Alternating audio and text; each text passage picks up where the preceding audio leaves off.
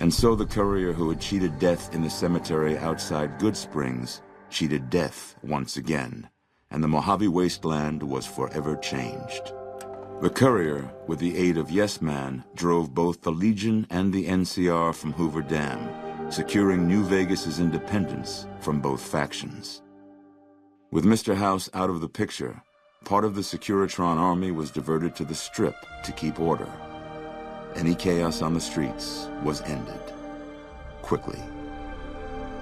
Chaos became uncertainty, then acceptance with minimal loss of life. New Vegas assumed its position as an independent power in the Mojave. Supporting the ideals of independence, the courier was recognized as the man responsible for a truly free New Vegas. He ensured Mr. House's tyranny was broken, and neither Caesar's Legion nor NCR would ever gain control over New Vegas. Though some super mutants in Nightkin continued to journey to the legendary Utopia, they found little trace of its existence. Some eventually found their way to Jacobstown, but many wandered off into the wastes, confused and disheartened. Convinced that his time as a gunslinger was past, Raul made peace with the idea of growing old. After traveling with the courier for a time, he retired and settled down in Outer Vegas, where he would spend his days fixing ancient machinery.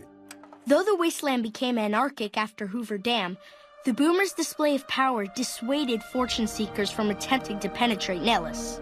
Buried beneath tons of rubble, the Mojave chapter of the Brotherhood of Steel was no more. Those few who were outside the Hidden Valley bunker when it was destroyed settled into new lives, or headed west to find a new chapter to join. At odds with leadership over the Brotherhood's future, Veronica looked to the Mojave wasteland for an answer both she and they could live with. But the answer would never come, and the dangers of the world that had left the Brotherhood of Steel behind would eventually claim her life.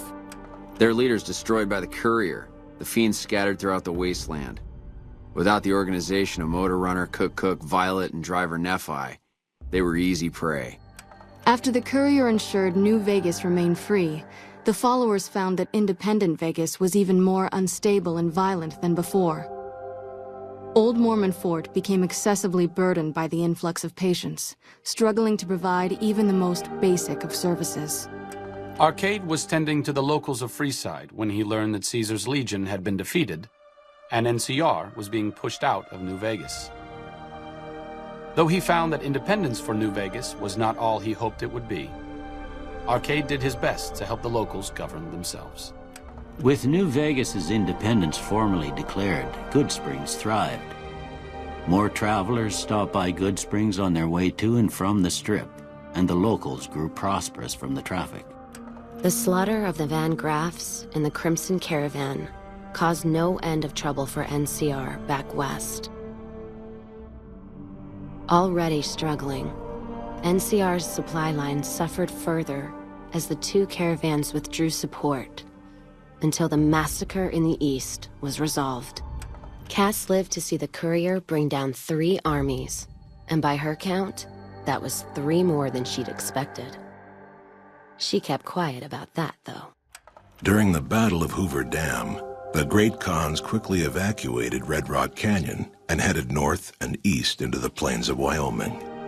There, they reconnected with the followers of the Apocalypse and rebuilt their strength. Bolstered by ancient knowledge of governance, economics, and transportation, they carved a mighty empire out of the ruins of the Northwest. Thanks to the courier and Lily, a cure for the Nightkin's schizophrenia was found shortly after Dr. Henry's experiment concluded. Nightkin and other super mutants in the wasteland flocked to Jacobstown, and the town became known as a haven where a mutant could find peace. Lily continued to take her medicine at half doses, and although she remembered her grandchildren, her mind remained muddled and confused. Eventually, she parted ways with the courier and traveled west, seeking the remnants of her past. In the aftermath of the Second Battle of Hoover Dam, the Kings took the opportunity to viciously force all NCR citizens out of Freeside. Travelers from the Republic quickly learned to avoid Freeside if they valued their safety. After Ray's brain was transplanted into Rex's cybernetic body, it took Rex some time to adjust to the old scrapyard dog's memories. Eventually, Rex's mind settled peacefully, melding his own memories with that of long travels with old Lady Gibson. Shaped up by the Courier's advice, the Misfits distinguished themselves during the Legion's attack on Camp Golf. Mags was finally promoted to sergeant, and the rest of the Misfits received an official commendation. They continued to serve with distinction for many years. Though Novac was a low-priority target for the Legion, many of Novac's citizens died in its defense.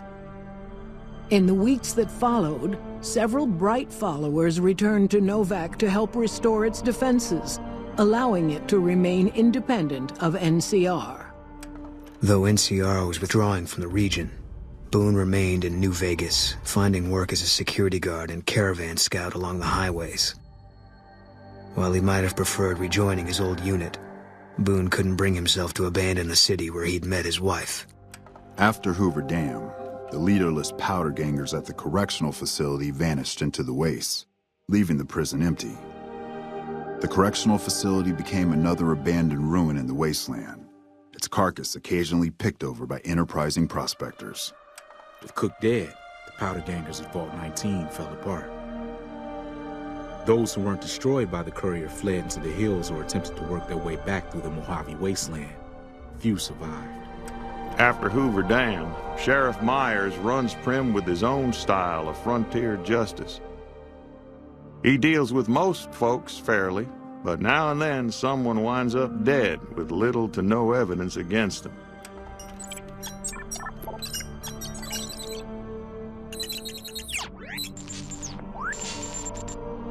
Despite distinguishing themselves during the Second Battle of Hoover Dam, the Rangers' victory was short-lived due to the Courier's interference. Chief Hanlon personally directed the evacuation of the Rangers to Mojave Outpost as they fell back into NCR territory. Bitter over the waste of life in the Mojave, Hanlon stepped down from his post. After a campaign in which he denounced Oliver's and Kimball's hawkish, imperialist ways, Hanlon was elected as the Senator of Reading. After their bold arrival at Hoover Dam, the remnants disappeared as quickly as they came. Legends of their power spread throughout the Southwest, a reminder of why people once feared the sight of vertibirds in the sky. And so the Courier's road came to an end, for now.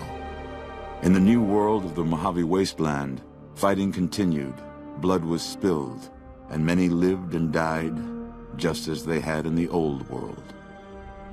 Because war never changes.